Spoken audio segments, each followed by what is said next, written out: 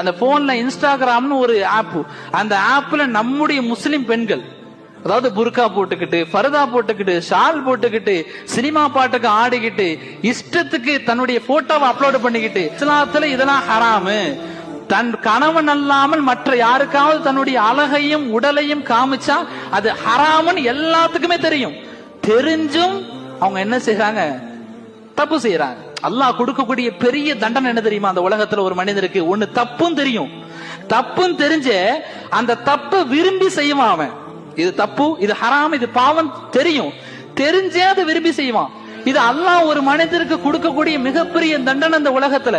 அதோடைய விளைவு இப்ப தெரியாது, நாளை மறுமையிலையும் கபர்லையும் தான் தெரியும். இன்னைக்கு வீடியோஸ் போடுறாங்க, எத்தனை நாள் போட முடியும்? மௌத்தாயிட்டா கபருக்கு எது வரும்?